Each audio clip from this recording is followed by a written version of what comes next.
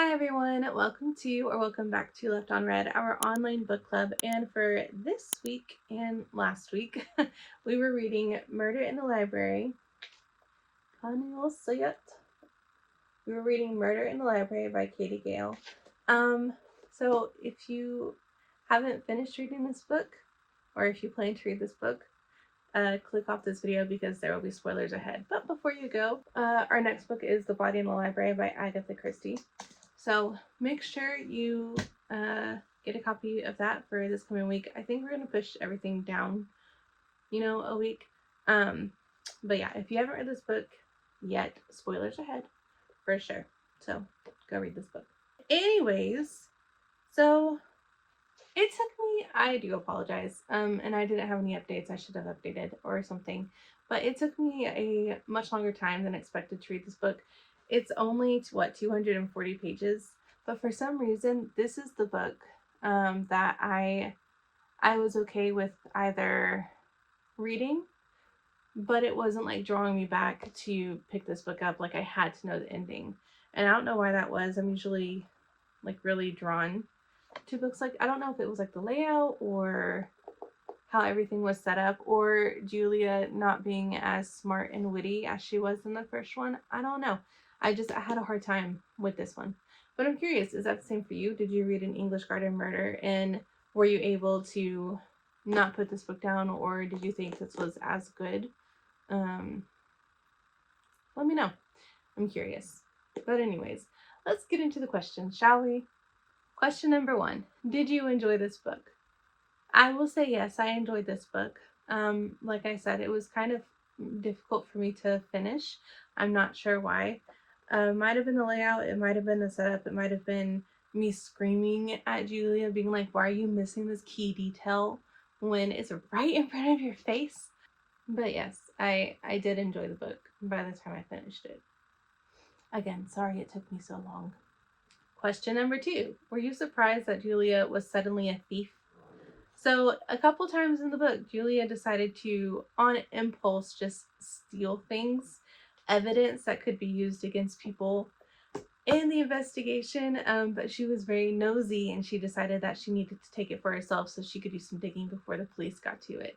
But also in some situations, in Vincent's and Sarah's B&B, they just completely missed the laptop, which I don't know. I feel like if you're doing a police investigation, you wouldn't miss a key piece of evidence like that, or you would at least take the laptop and scan it and make sure there wasn't anything incriminating on there. But yeah, I kind of chuckled to myself whenever she decided to just slip the laptop in a bag and carry it out.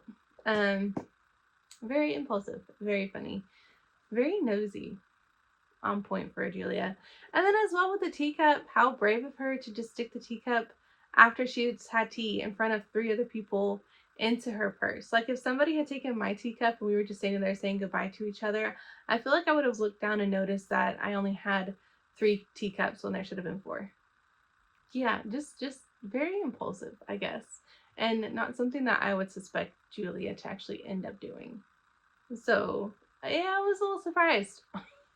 Honestly. Question number 3. Did you figure it out before Julia? With Harry, yes. Sarah, no. So 2 times she ran into Harry, or he was in the scene and she had given out some vital information. One with the laptop, whenever she took the laptop and then she bumped into him at the park, he saw his initials, VF Andrews, or VFA, on the laptop, right? And so he was the only other person, or besides Sean after she told him afterwards, but he was the only person who knew that she had actually had the laptop. And we didn't find out until later the connection between the two, but hello? And then also at the shop, whenever he came in looking for antiques, and then Phoebe walked in and was like, Julia, I need to talk to you about this manuscript. Can we meet? Can we talk? And then Julia just rightfully out said, are you still at the B&B on whatever street, And she's like, yeah, I'm there. We'll meet tomorrow morning. What? And the connection that we found out later was Felicity, VF. Felicity was doing the historical background fact checking for his novels. And so it was her handwriting that was on the manuscript. And Harry ended up stealing the manuscript and taking out Phoebe in the process because he assumed that his wife, who was helping Vincent with these novels, uh, took Vincent out as well. So he was trying to protect her, and things got out of hand.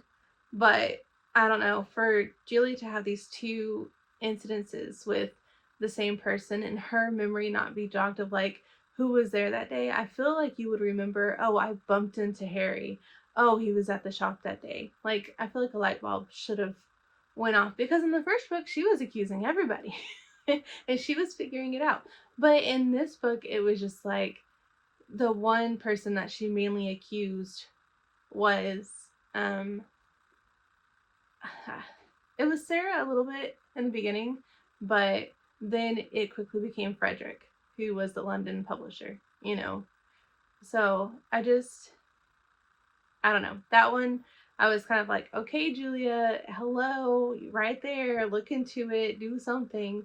And then with Sarah, I didn't really follow the lines and the cues for that because I obviously, when they were talking about Vincent's book and like how terrible the first draft was, I kind of assumed that Sarah was helping him write his books or writing them for him, you know, but I didn't think it was that severe.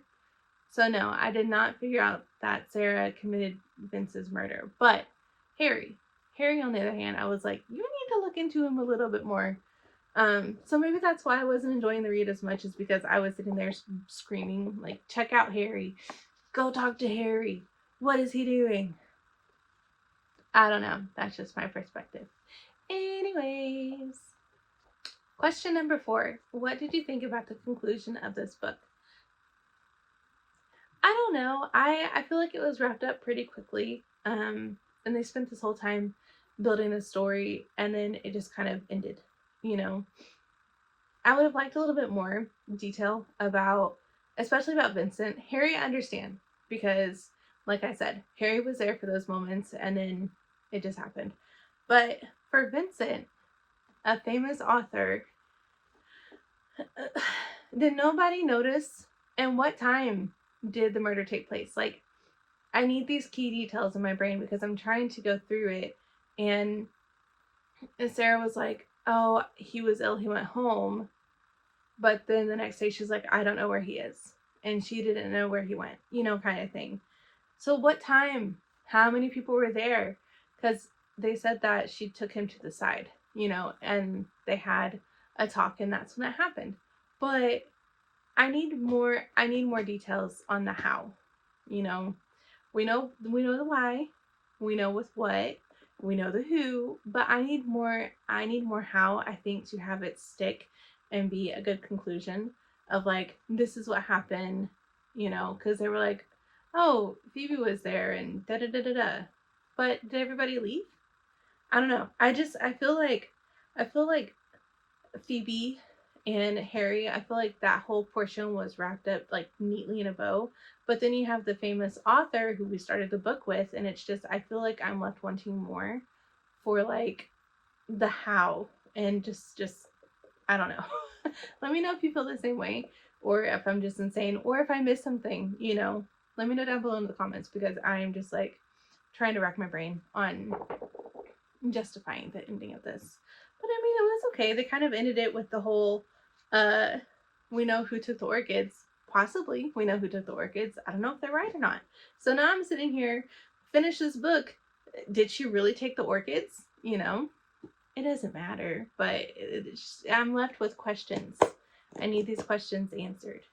Bringing me to question number 5. Do you think Eleanor actually took the orchids? I did like that in the book where they had that little piece of detail where they were like, Julie was like, oh, and by the way, I think I solved another crime. Um, and it was who took the orchids, which was Eleanor. Possibly. I don't know if she actually took it. But how does one come across that many orchids unless you just buy them and prepare them? It could have been an innocent indoor garden. You never know. She probably took the orchids. That's what they were implying. But still, did she get jail time for that? Or just like a slap on the wrist, community service? Hello? Um, but yeah. Eleanor probably took the orchids and put them in her house. Well, that's all the questions I have for you today on Murder in the Library. Let me know down below your answers and your thoughts on this book. I'm really excited to hear from you. And again, I do apologize for taking so long to read this book. It was just, you have a book like that every now and then where you're just like, I can't finish this book. But I finished it, so that's always nice. So, like I said, our next book is going to be Body in the Library by Agatha Christie. So, if you're interested in joining us reading that, and then after Body in the Library is a Caribbean mystery. So make sure you pick up your copy of that too if you're interested. And if you want to know more about those books, I have my full July book reveal up earlier on this channel as well. Also, we might have to move Tailspin to the first book in August. So watch out for details on the Instagram page, Left on Red over there, and I will update you on that. Again, sorry it took me so long, but we did it. We're done with Murder in the Library, and it can go on the red list. So thanks for tuning in and watching. Don't forget to like and subscribe and all the things, and keep reading, and I will see you next time. Okay, bye!